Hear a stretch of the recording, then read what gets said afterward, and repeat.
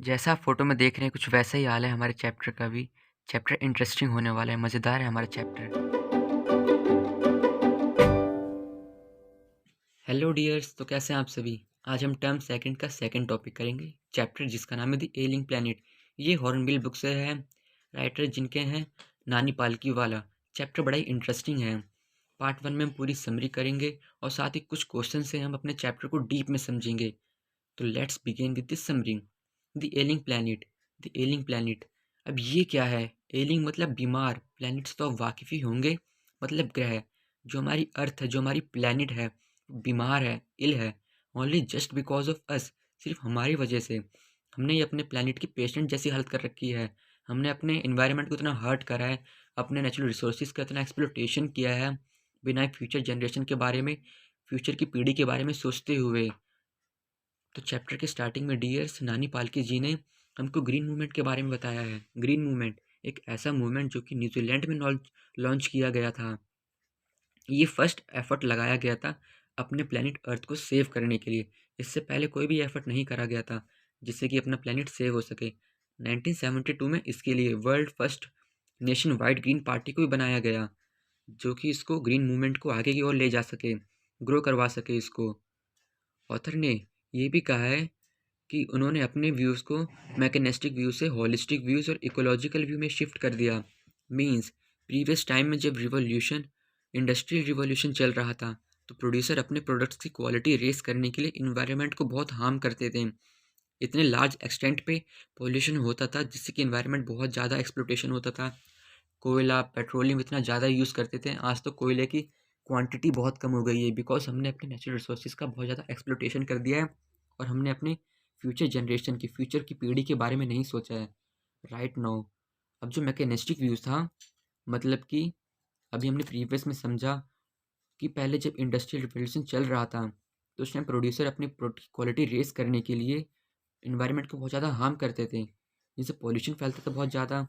Right now अब ये ecological और होलिस्टिक व्यू में चेंज हो गया है। मतलब कि जो प्रोड्यूसर्स हैं वो प्रोडक्शन करने से पहले इन्वायरमेंट के बारे में सोचते हैं। वो सोचते हैं कि जो हमारा प्रोडक्शन है इसके वजह से कोई नेगेटिव इफ़ेक्ट हमारे इन्वायरमेंट पे तो नहीं पड़ेगा, जिससे कि हमको बहुत ज़्यादा हार्म होने वाला है।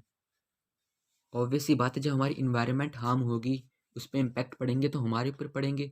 जो आज नेचुरल कैलेमिटीज़ आती हैं, कोविड आ रहा है, पैंडेमिक आ रहे हैं, ओमिक्रॉन आ रहा है, ये सिर्फ रीज़न यही है कि हमने अपने एनवायरनमेंट को इतना हार्म कर दिया है। बहुत दुख किया है हमने, दुखी दिया है। साथ ही नानी पालकी जी ने ये भी बताया कि हमने अपने प्लैनेट की बिल्कुल पेशेंट जैसी हालत कर दी है, जिसकी day to day health down ही हो रही है और हमारा प्लैनेट हमसे ही रिवेंज ले रहा है। और नानी पालकी जी ने हमको ये भी बताया है सस्टेनेबल डेवलपमेंट के बारे में, और उन्होंने बात करी है ज़ाम्बिया में लुसाका में एक केज है और केज के ऊपर लिखा है the world most dangerous animal. अब इसको हम समझेंगे अपने नोट्स के डियर्स, हमने बात करी थी क्वेश्चंस की नोट्स की हेल्प से समझने के लिए, जिससे कि हम चैप्टर को और डीपली समझेंगे। और नानी पालकी जी ने हमको बताया था कुछ सस्टेनेबल डेवलपमेंट के बारे में, और ज़ाम्बिया लुसाका में कोई केज है जिसमें कुछ लिखा हुआ है, वो भी हम समझेंगे अच्छे से, बिल्कुल डीप से अपने क्वेश्चन की हेल्प से।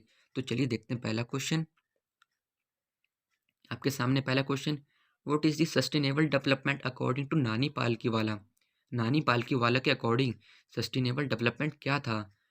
तो सस्टेनेबल डेवलपमेंट इसका मीनिंग होता है सतत विकास, टिकाऊ विकास। अब चलिए आंसर देखते हैं। The term sustainable development was popularized in 1987।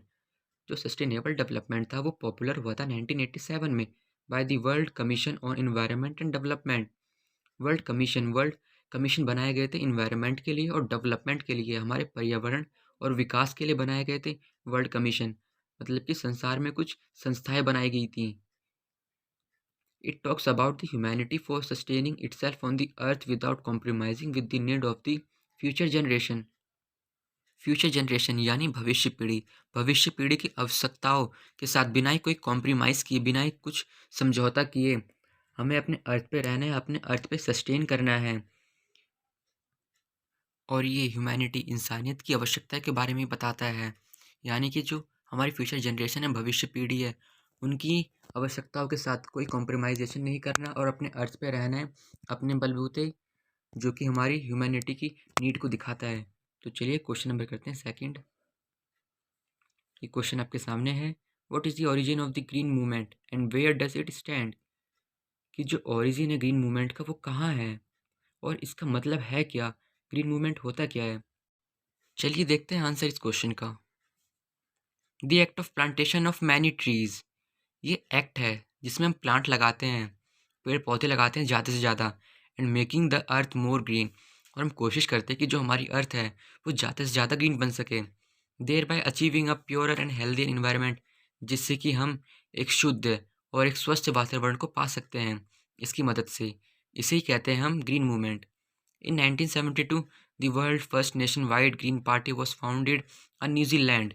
New Zealand में world first nationwide green party को इस्टेब्लिश किया गया। ये पार्टी ऐसी पार्टी थी जो कि ग्रीन मूवमेंट को और आगे की ओर ले जा रही थी। ग्रीन मूवमेंट को ग्रो करवाने के लिए इस पार्टी की इस्टेब्लिश करी गई थी। Now this movement has caught up the imagination of serious thinker और इन्वायरमेंटलिस्ट। जो सीरियस थिंकर्स थे, जो विशेषज्ञ थे इन्वायरमेंट्स के, वो इनके ऊपर अपनी टिप्पणी दे रहे थे और कोशिश कर रहे थे कि ज़्यादा से ज़्यादा अच्छा पैटर्न बनाया जा सके, ज़्यादा से ज़्यादा अच्छा स्टेप उठाया जा सके अपने प्लेनेट को सेव करने के लिए, ग्रीन मूवमेंट को और अच्छे से अच्छे ग्रो करवाने के लिए। अब चलिए देखते हैं क्वेश्चन नंबर थर्ड। ये रहा। अब ये क्वेश्चन बहुत मज़ेदार है। What is written on a cage at zoo in Lusaka in Zambia and what does it signifies? कि जाम्बिया में लुसाका के जू में केज पे क्या लिखा हुआ था और ये क्या सिग्निफाइज, क्या बताना चाहता है ये? Answer, the world most dangerous animal. World most dangerous animal लिखा हुआ था, is written upon a cage at a zoo in Zambia. Zambia के जू के केज पे लिखा हुआ था कि वर्ल्ड का सबसे dangerous animal. This cage has a mirror, और इस केज में एक मिरर था सिर्फ और सिर्फ, where you can see yourself, जहाँ पर तुम अपने आप को देख सकते थे। यानी कि ये भी शो करना चाहते, ये लाइन भी शो करना चाहती है कि जो हमारी अर्थ है, हमने अपनी अर्थ को डिस्ट्रॉय किया है, हमने अपने अर्थ को डिस्ट्रक्शन के पाथ पे ले गए हैं। It shows the fact how mindlessly a man has brought total destruction of the earth. ये भी शो करता है कि कैसे एक मूर्ख व्यक्ति, कैसे मूर्ख इंसान जो कि अपनी अर्थ को डिस्ट्रक्शन, तबाही की ओर ले गया है, वो भी सिर्फ़ और सिर्फ़ अपने सेल्फिशनेस की वजह से, अपने स्वार्थीपन की वजह से। एनवायरनमेंट को हार्म किया उसने, अपने रिसोर्सेज़ का एक्सप्लॉयटेशन किया, शोषण किया, जिसकी वजह से आज वो बन गया the world most dangerous animal. He has destroyed all the natural resources and has no renewed them. और उन्होंने अपने नेचुरल रिसोर्सेज को डिस्ट्रॉय कर दिया, एक्सप्लॉयटेशन कर दिया, शोषण कर दिया, पूरा ख़राब कर दिया, और उनको ठीक करने में कुछ भी ध्यान नहीं दिया है। रिन्यू मतलब ठीक करना, दोबारा से वैसे करने, उसने उन्होंने करा ही नहीं है, रिन्यू नहीं किया। इन अ नटशेल, ब्रीफ में, man is the most dangerous animal in the world. और जो मैन है वो बहुत ज़्यादा, बहुत ही डेंजरस एनिमल है वर्ल्ड का। यहाँ पर जो लाइन है हमारी कि डिस्ट्रॉय कर दिया रिसोर्सेज को और रिन्यू नहीं किया, मतलब कि जो फ्यूचर जनरेशन है, फ्यूचर जनरेशन के लिए हमने ना ही कोई प्लांट्स लगाए, प्लांटेशन की, और जो रिसोर्सेज बचे हुए हैं उनका अच्छे से यूज़ नहीं करा, बेवजह हर जगह पर यूज़ कर रहे हैं, जिनकी वजह से हमारी जो फ्यूचर जनरेशन है हमको ही वो सुनाएगी, हमको ही कहेगी, हम ही रिस्पॉन्सिबल होंगे उनके लिए भी। तो चलिए देखते हैं question number fourth. Question number fourth, what does the article 48A of the constitution of India provided? India का जो कॉन्स्टिट्यूशन है उसमें 48A आर्टिकल क्या कहना चाहता है, क्या बताना चाहता है हमको? Answer, article 48A of a constitution of India provided that the, जो इंडिया का कॉन्स्टिट्यूशन है आर्टिकल 48A, वो ये बताना चाहता है कि the state shall endeavour to protect and improve the environment.